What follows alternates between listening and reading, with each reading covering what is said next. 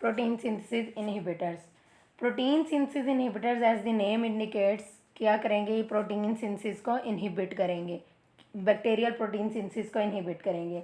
कुछ antimicrobial drugs जो होती हैं दैट आर आल्सो एंटीबायोटिक्स, वो क्या करती हैं कि बैक्टीरियल राइबोसोम्स को टारगेट करती हैं। बैक्टीरियल राइबोसोम जो है वो 50S होता है और 30S होता है, 30S एंड 50S। तो वो जो है वो bacterial that is the messenger RNA, that is the transfer RNA। तो ये जो ड्रग्स हैं ये क्या करेंगी, एंटीबायोटिक्स, ये टारगेट करेंगी बैक्टीरियल राइबोसोम्स को। Either they target the 50S सब यूनिट और दी 30S सब यूनिट्स। और इनके जो सब यूनिट्स होते हैं, ribosomal subunits, they are different from mammalian ribosomes. तो इस वजह से जो है वो एडवर्स इवेंट जो है, एडवर्स कॉन्सिक्वेंसेज जो है वो कम होते हैं ड्यू टू दी एंटीबायोटिक। सबसे पहले जो है हमारे पास क्लासिफिकेशन है, that is tetracycline. First of all we see the structure of tetracycline. Tetracycline have 4 fused rings. That 4 fused rings contain amino group also. ये जो है amino group और substitution in fused rings पे जो है that causes the change in the antibacterial activity or the antibacterial spectrum and the pharmacokinetic of the drug. Mostly जो anti-protein synthesis inhibitors हैं that are mostly the bacteriostatic. Now we see all the protein synthesis inhibitors, their mechanism of action, antibacterial spectrum, their resistance, therapeutic uses and pharmacokinetics and ADRs in a page, in a like a scheme. तो हम classification of drugs जो है वो drugs जो classify की हुई हैं उनको जो है उनके साथ साथ उनके मैकेनिज्म ऑफ एक्शन देखेंगे, उनका एंटीबैक्टीरियल स्पेक्ट्रम देखेंगे, उनके रेजिस्टेंस देखेंगे, थेरापेटिक यूजेस और फार्माकोकाइनेटिक्स देखेंगे। तो सबसे पहले हम डिस्कस करते हैं टेट्रासाइक्लिन को।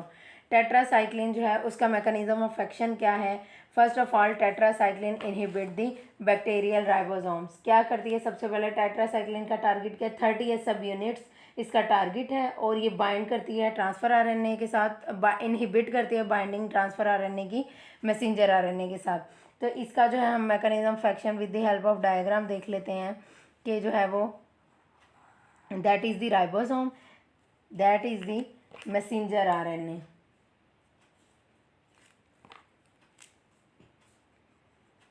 that is messenger RNA और ये जो है वो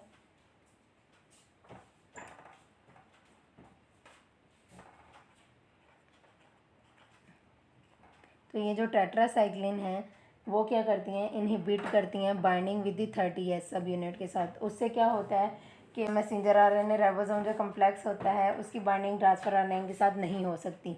तो ये जो टेट्रासाइक्लिन है ये क्या करेगी, inhibit the binding of transfer RNA with the messenger RNA।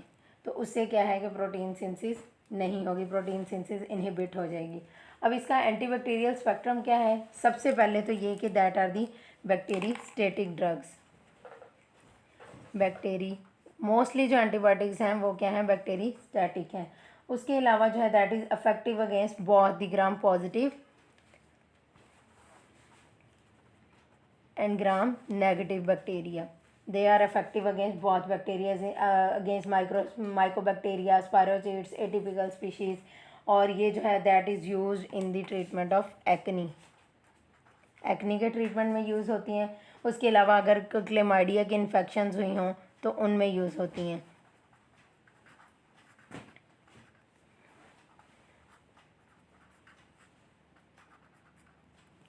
उसके बाद जो है रेजिस्टेंस है, रेजिस्टेंस कैसे डेवलप होती है, इसमें जो होता है वो पंप इफ्लक्स होता है।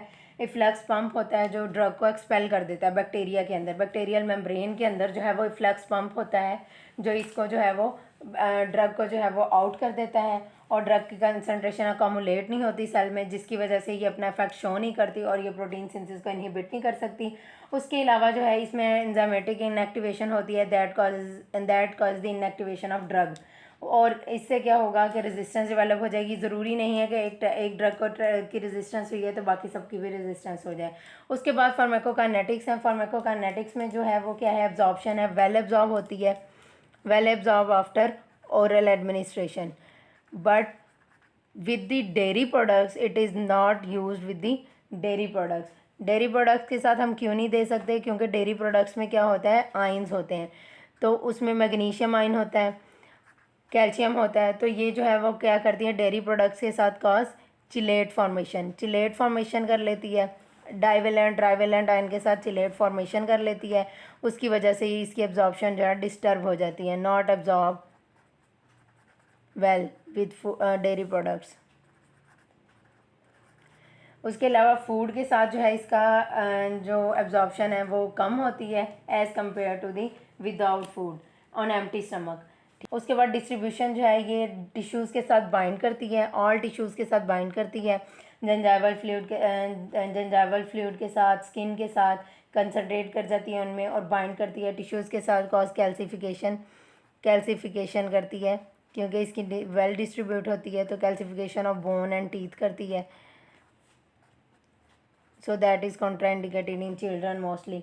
तो इसके अलावा जो है मिनोसाइक्लिन और डॉक्सीसाइक्लिन जो है, इसमें ड्रग्स कौन सी थी, डेमेक्लोसाइक्लिन है, डॉक्सीसाइक्लिन है, मिनोसाइक्लिन और टेट्रासाइक्लिन है। ठीक है, इसमें जो मिनोसाइक्लिन है और डॉक्सीसाइक्लिन है वो स्पाइनल फ्लूइड के अंदर पास कर जाती हैं, और मिनोसाइक्लिन जो है वो स्लाइवा और टीयर में भी प्रेजेंट होती है, वेरी वेल डिस्ट्रीब्यूट होती है। उसके बाद एलिमिनेशन कैसे होती है, दे डू नॉट मेटाबोलाइज हेपेटिकली, ये इनका मेटाबॉलिज्म नहीं होता है, इसलिए जो है वो mostly tetracycline unchanged in urine, ठीक है, एक्सक्रीट आउट हो जाती हैं। और इसके अलावा मिनोसाइक्लिन जो है उसका हेपेटिक मेटाबॉलिज्म होता है और ये लेस एक्सटेंट जो है वो किडनीज में जो है वो अनचेंज जो है वो रिलीज एक्सक्रीट आउट होती है। उसके बाद एडीआर्स क्या है, एडीआर्स में जो है वो गैस्ट्रिक डिस्कम्फर्ट करती है, गैस्ट्रिक डिस्कम्फर्ट।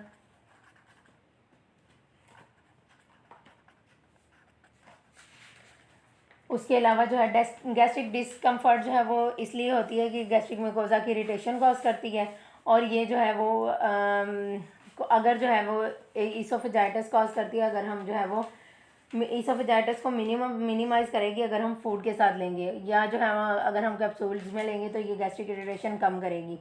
उसके बाद जो है कैल्सिफाइड टिश्यूज़ में इसका इफेक्ट होता है, ये क्या करती है, डिस्कलरेशन करती है, और discoloration of teeth and of teeth, और ये पीड्स में जो है वो हाइपोप्लेजिया कॉज करती है। उसके बाद हेपेटोटॉक्सिसिटी कॉज करती है, क्योंकि रेयरली हेपेटोटॉक्सिसिटी कॉज करती है क्योंकि ये जो है वो मेटाबोलाइज नहीं होती लिवर में। उसके बाद फोटोटॉक्सिसिटी करती है, सनबर्न जो है वो अगर पेशेंट जो है वो टेट्रासाइक्लिन ले रहे हैं तो उनको सनबर्न हो सकता है, ठीक है, तो ये फोटोटॉक्सिसिटी करती है। सो जब जो है वो टेट्रासाइक्लिन ले रहे हों तो उस टाइम जो है वो आप सन ब्लॉक वगैरह यूज़ करें। उसके बाद वेस्टिबुलर डिसफंक्शन करती है, वेस्टिबुलर डिसफंक्शन में क्या करती है कि एंडोलिम्फ और जो पेरीलिम्फ हैं उनको जो है अफेक्ट करती है, ठीक है, उनके फंक्शंस को अफेक्ट करती है और कंसनट्रेट हो जाती है एंडोलिम्फ में, और उससे क्या है वेस्टिबुलर डिसफंक्शन हो जाता है, और उससे क्या होगा कि बॉडी का बैलेंस जो है वो डिस्टर्ब हो जाएगा। उसके अलावा जो है ये क्या करती है, that is contraindicated in pregnancy and in peds in children are below 8 years because of the discoloration of teeth or not recommended in the breastfeeding women। और इसके अलावा रेजिस्टेंस जो है वो मैंने पहले बता दिया कि फ्लक्स पंप जो है वो इनहिबिट करता है कॉम्युलेशन।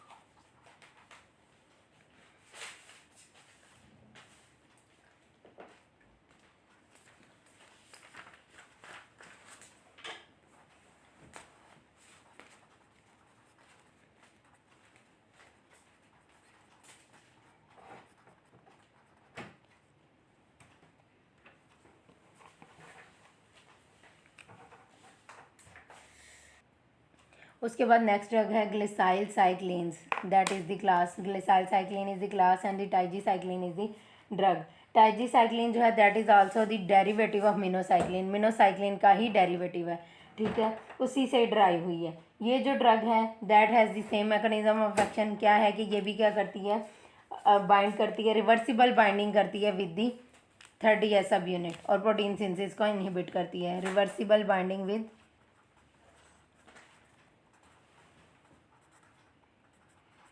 with 30 as subunit of bacteria of ribosome of bacteria. और क्या करती है ये, प्रोटीन सिंथेसिस को इनहिबिट कर देती है। उसके बाद एंटीबैक्टीरियल स्पेक्ट्रम क्या है, ये जो है इसका ब्रॉड स्पेक्ट्रम एक्टिविटी है, ठीक है। एक तो ये बैक्टीरियोस्टैटिक होती है,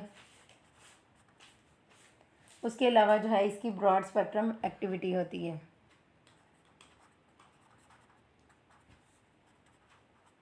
ब्रॉड स्पेक्ट्रम एक्टिविटी का मतलब है कि cover number of infections, a large number of infection.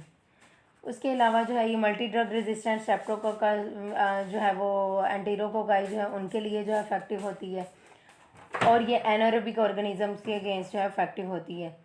और उसके बाद रेजिस्टेंस है, रेजिस्टेंस कैसे डेवलप होती है, इसमें जो है वो resistance efflux pump, over expression of, वैसे तो ये अगर जो है वो टेट्रासाइक्लिन जो है वो इनफेक्टिव हो जाए due to the efflux pump तो इसको हम यूज़ करते हैं क्योंकि इसकी कम रेजिस्टेंस होती है। लेकिन इसमें कब रेजिस्टेंस डेवलप होगी, जब ओवर एक्सप्रेशन होगा फ्लेक्स पम्प का। ओवर यूजेस क्या हैं, ये जो है कॉम्प्लिकेटेड स्किन इन्फेक्शंस में यूज़ होती है, skin infection, skin and soft tissue infections, और इसके अलावा जो है एब्डोमिनल इन्फेक्शंस में भी यूज़ होती है, इंट्रा एब्डोमिनल इन्फेक्शंस।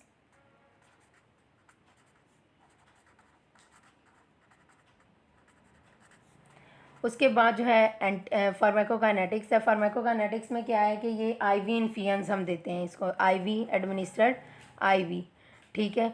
उसके अलावा जो है ये लार्ज वॉल्यूम ऑफ इसका डिस्ट्रीब्यूशन होता है, डिलीवर आईवी और large volume of distribution, biliary.